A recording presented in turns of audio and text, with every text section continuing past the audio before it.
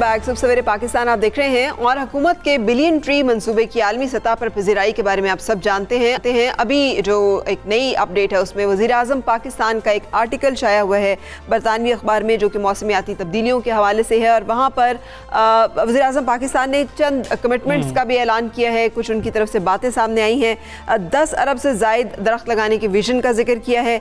2023 तक 10 अरब दरख्त लगाने के मंसूबे का जिक्र किया है। उन्होंने कहा है कि पाकिस्तान आलमी अखराज का 1% से भी कम हिस्सेदार है, जो कार्बन का अखराज है, कार्बन का अखराज। लेकिन उन्होंने कहा है कि हमने कोविड के दौरान 15 नए कौमी पार्क्स का ऐलान किया है और 2030 तक हम 60% एनर्जी जो कार्बन से पाक होगी। बिल्कुल ऐसे ही है। ये बड़े इक़दाम हैं जिनका ऐलान वज़ीर आज़म की तरफ से किया गया। इस हवाले से हम बातचीत करेंगे। मशीर वज़ीर आज़म बराए मौसमियाती तब्दीली मलिक अमीन असलम साहब हमारे साथ मौजूद हैं। गुड मॉर्निंग अमीन असलम साहब, शुक्रिया वक्त देने के लिए। फरमाइएगा सर, ये जो कमिटमेंट्स वज़ीर आज़म की तरफ से सामने आ रही है, एम्बिशियस ऐलानात हैं। वज़ीर आज़म फरमा रहे हैं कि 2023 तक 10 अरब दरख्त लगाने का मंसूबा है, ये आप मुकम्मल हो जाएगा, इस बारे में आप हमें अपडेट कीजिएगा। और ये जो कार्बन से पाक एनर्जी का भी वज़ीर आज़म ने कहा है, इसके बारे में भी बताइएगा। जी बिल्कुल, ये प्राइम मिनिस्टर साहब ने अपने जो पाकिस्तान के हम इक़दामात ले रहे हैं उनके जिक्र किया और उन्होंने ये इंटरनेशनल नेगोशिएशन के प्रोसेस के अंदर उन्होंने ये बात की है कि पाकिस्तान जो है वो इस मसले का जो जिन्होंने ये पैदा किया उन ममालिक में शामिल नहीं है। हमारी अभी भी एमिशंस जो हैं वो 1% से कम है दुनिया के एमिशंस के, और इन्हीं एमिशंस की वजह से ग्लोबल वार्मिंग हो रही है। लेकिन पाकिस्तान मुतासिर तरीन ममालिक में से है और हम पहले 10 नंबरों के जो ममालिक हैं उनमें कंटिन्यूसली आ रहे हैं पिछले 10 साल से। लेकिन पाकिस्तान इसमें एक जो बड़ी बात है कि वो Pakistan does not want to be part of the problem. हम सोल्यूशन का हिस्सा बनना चाहते हैं और दुनिया को हमने एक सोल्यूशन प्रोवाइड किया है जिसको हम नेचर बेस्ड सोल्यूशन कहते हैं। और हमने यहाँ पर दरख्त लगाने का एक मुहिम स्टार्ट की है। 1 अरब दरख्त केपी में लगाए हैं और अब हम 2023 तक 3.25 अरब दरख्त लगाएंगे और हमारा टोटल जो प्लान है वो 10 अरब दरख्त लगाने का है।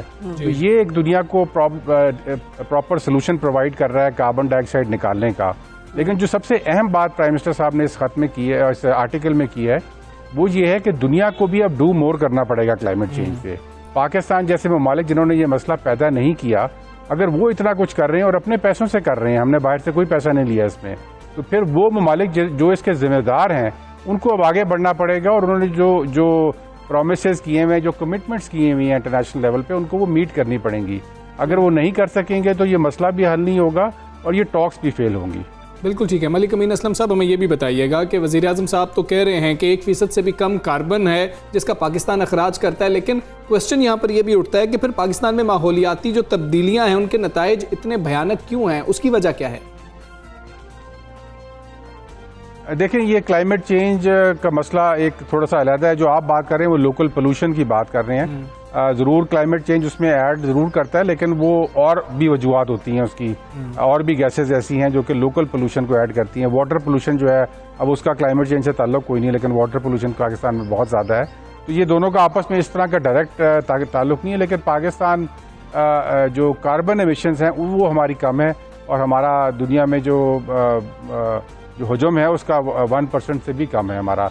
लेकिन हमारी भी कार्बन एमिशंस बढ़ रही हैं, इसलिए हमने एक अलहदा पाथवे ढूंढा है कि हमने कहा है कि बजाय इसके कि हम भी उसी रास्ते पे चलें जिस पे बाकी दुनिया के ममालिक चले और फिर उन्होंने तबाही की दुनिया की, हम उस रास्ते पे नहीं चलना चाहते। लेकिन हमें इसमें असिस्टेंस चाहिए, हमें इसमें टेक्नोलॉजीज चाहिए और हमें इसमें कमिटमेंट्स जिन लोगों ने जो लोग जिम्मेवार हैं इस मसले के, वो पाकिस्तान आगे बढ़ें और पाकिस्तान की इसमें असिस्टेंस करें ताकि हमें प्रॉपर टेक्नोलॉजीज और प्रॉपर नो हाउ और उसके साथ क्लाइमेट फाइनेंसिंग प्रॉपर मिल सके ताकि हम उस रास्ते पे चल सकें जो कि दुनिया के लिए ख़तरनाक ना हो। बिल्कुल सही। मलिक अमीन असलम साहब, हम जानते हैं कि कार्बन एमिशन की जब बात की जाए, अपने खत्ते की बात करें तो हमारे दो हमसाए, एक तरफ चीन जो जहाँ वहाँ से कार्बन का एमिशन बहुत ज़्यादा होता है, इंडिया का बहुत ज़्यादा कंट्रीब्यूशन है। तो इन दोनों चीज़ों को जहन में रखते हुए जब पेरिस अकॉर्ड में वापसी है अमेरिका की और ये तमाम चीज़ें जो है माहौलियाती तब्दीलियों को अब एक अहमियत देना और उसको एजेंडाज में लेकर आना, वज़ीर आज़म का ये फरमाना कि आलमी मदद के माली मदद के अलावा दुनिया को माहौलियाती तब्दीलियों से रोकने के लिए इज्तिमाई कोशिशें भी करना होंगी, ये किस तनाजुर में बात की गई है, उस बारे में भी ज़रा हमें बताइएगा। बिल्कुल, प्राइम मिनिस्टर साहब ये बात कर रहे हैं कि ये जो टॉप 3 एमिटर्स हैं उसमें चाइना है, यूएसए है और इंडिया है, ये सबसे बड़े एमिटर्स हैं। और फिर जो दुनिया के 17 मुल्क हैं वो तकरीबन 80 से 85% एमिशंस उनकी वजह से होती हैं। लेकिन इस मसले का हल सिर्फ उनकी वजह वो नहीं कर सकते, क्योंकि उन्होंने तो जो करना था वो कर दिया है, उन्होंने जो तबाही फेरनी थी वो फेर चुके हैं। अब वो इस मसले का हल बाकी ममालिक को ढूंढने में मदद कर सकते हैं, ताकि अगर बाकी ममालिक भी उसी रास्ते पे चले जिस पे ये लोग चले हैं, और उन्होंने कोयले को जलाया और उसके बाद लो एफिशिएंसी टेक्नोलॉजी के साथ उन्होंने अपनी डेवलपमेंट की। अगर हमारे जैसा मुल्क जिस तरह पाकिस्तान, जिसने तरक्की करनी है, अभी जो डेवलपिंग मुल्क है, अगर हम भी उसी रास्ते पे चल पड़े तो फिर ये मसला हल नहीं होगा, ये बढ़ता जाएगा और इसके असरात फिर तमाम दुनिया पे पड़ेंगे। तो पाकिस्तान ये कह रहा है कि हमारे जैसे ममालिक के पास अभी ऑप्शन है। ऑप्शन ये है कि हम या तो उस रास्ते पे चलें जो कि उसमें बचत होती है, थोड़ी आप के पैसे बचते हैं लेकिन माहौल की तबाही होती है। दूसरा रास्ता जो है उसके अंदर पैसे भी ज़्यादा लगते हैं, टेक्नोलॉजीज भी बेहतरीन लगनी चाहिए, लेकिन वो दुनिया को इस मसले से निकाल सकता है। हम उस रास्ते पे चलने के लिए तैयार हैं, हमने अपने आप को कमिट किया हुआ है उसके लिए। हमने कहा है कि हम 60% अपनी एनर्जी क्लीन पे लेके जाएंगे, उसके साथ साथ हम अपने दरख्त लगा रहे हैं जो कि कार्बन को एब्जॉर्ब करता है। लेकिन अब ये वक्त आ गया है कि दुनिया इसको समझे और पाकिस्तान जैसे रिस्पॉन्सिबल ममालिक की वो पजीराई भी करे और उनकी सपोर्ट भी करे, फाइनेंशियली भी और टेक्नोलॉजिकली भी। बिल्कुल ठीक है। मलिक अमीन असलम साहब, वज़ीर आज़म साहब ने जो है 7300 मुरब्बा किलोमीटर पर नेशनल पार्क्स का जिक्र भी किया, उनको बनाने का जिक्र भी किया। उस मंसूबे के हवाले से हमें कुछ बताइएगा। जी बिल्कुल, ये जो प्रोटेक्टेड एरिया इनिशिएटिव है, ये हमने कोविड के ज़माने में इसको प्राइम मिनिस्टर साहब ने लॉन्च किया था, और इसमें इसका मकसद ये है कि पाकिस्तान एक अल्लाह ताला की बड़ी नेमतें हैं यहाँ पे, और यहाँ पर हमारी टोपोग्राफी ऐसी कि यहाँ पे 12 इकोलॉजिकल जोन्स हैं और इनमें बड़े बड़े यूनिक एरियाज हैं जिनको बचाने की ज़रूरत है हमारी आने वाली नस्लों के लिए भी और दुनिया के लिए भी। इनमें बायोडाइवर्सिटी है, ऐसे ऐसे कुदरत के ख़जाने जिनका हमें भी अभी पता नहीं है। तो हम एक तो पहला ये डिसीजन लिया कि हम इस एरिया को बचाएंगे, और हमने जो 12% अभी प्रोटेक्टेड है उसको कम से कम 15% पे ले जाएंगे, और हमारे समुंदर के अंदर जो एरिया उसको भी हम प्रोटेक्ट करेंगे। वहाँ पे भी बड़े कीमती नेचुरल रिसोर्सेज हैं, तो उसके लिए हमने नेशनल पार्क्स बनाने शुरू किए हैं। उसके साथ हम एक नेशनल पार्क सर्विस बना रहे हैं ताकि हम लोगों को एंगेज कर सकें, यंग लोगों को स्पेशली, जिनको नेचर की वो भी प्रोटेक्ट करें और साथ उनको डिसेंट ग्रीन जॉब्स भी मिल सकें। तो ये भी बहुत अहम एक कदम है, और इसके क्लाइमेट चेंज की भी मिटिगेशन होती है क्योंकि ये बड़े एरियाज कार्बन को सिक्वेस्टर भी करते हैं। बिल्कुल सही। मलिक अमीन असलम साहब, एक बहुत ज़्यादा डिस्कशन भी इस बारे में होती रहती है कि बहुत अच्छा इनिशिएटिव है कि 10 अरब के करीब जो है वो दरख्त लगाए जाएंगे 2023 तक, ये एक एम्बिशियस प्लान है।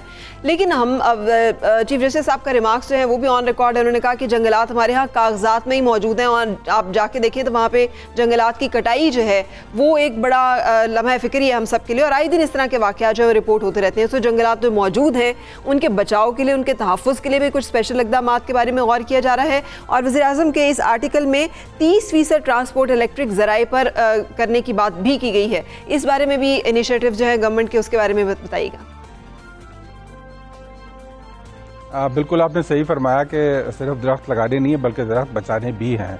हमारे भी जो जंगलात हैं उनके ऊपर बहुत ज़्यादा प्रेशर्स है, और टिम्बर माफिया के हैं, लैंड माफिया के हैं, और ये कॉन्स्टेंट स्ट्रगल है, एक जिहाद है। डेली जब मैं भी उठता हूँ तो रोज़ कहीं ना कहीं से खबर आई होती है, फिर उसकी फायर फाइटिंग करते हैं। लेकिन हमने प्लानिंग जो की है उसमें ये चीज़ बिल्कुल सरे फहरिस्त है, शामिल है, और इसको हम असिस्टेड नेचुरल रीजनरेशन कहते हैं। यानी कि हम कम्युनिटीज़ को इन्वॉल्व करें जो रहती हैं इन जंगलात के आसपास या इनके अंदर, और उन कम्युनिटीज़ को स्टेक होल्डर और स्टेक ओनर बनाएं इन जंगलात का। जब वो उनको जॉब्स मिल जाती हैं, जब वो अपनी लकड़ी जो उनको चाहिए होती है बालन के लिए, मतलब वो टूटी हुई टहनियाँ चाहिए होती हैं, जब वो एक्सेस कर सकते हैं तो फिर वो खुद गार्डियंस बन जाते हैं इन जंगलात के। और ये बड़ा अच्छा फार्मूला रहा है हमारा KP में भी, और पंजाब में भी अब उसको इस्तेमाल कर रहे हैं। आपने जो इलेक्ट्रिक व्हीकल्स की बात की वो भी बड़ा अहम है, क्योंकि पाकिस्तान में जो एमिशंस हैं वो 40% हमारी एमिशंस ट्रांसपोर्ट से आती हैं, और उसको कम करने के लिए एक बहुत ये अहम चीज़ है कि हम इलेक्ट्रिक व्हीकल की तरफ शिफ्ट करें। अभी हमने यूरो 2 से यूरो 5 फ्यूल क्वालिटी को भी चेंज किया है, अब यूरो 5 मिलता है पेट्रोल पंप्स पे, जिसकी वजह से 60% एमिशंस कम होती हैं। इसी तरह हम इलेक्ट्रिक व्हीकल पे जब शिफ्ट करेंगे, और इस पर हमारी पॉलिसी आ गई है, 1 साल हमें लगा क्योंकि उसमें भी बड़ी स्ट्रगल थी।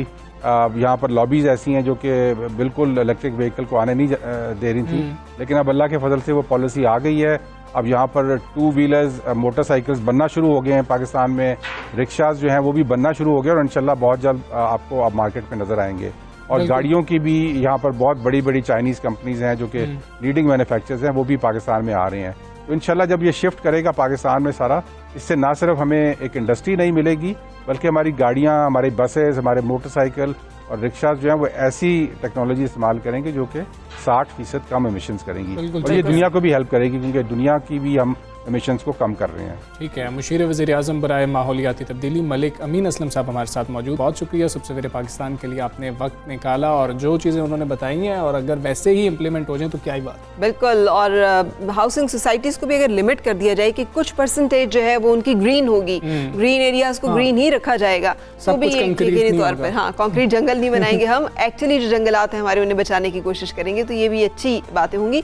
फिल वक्त हम एक ब्रेक के लिए रुक रहे हैं and look forward to have you back.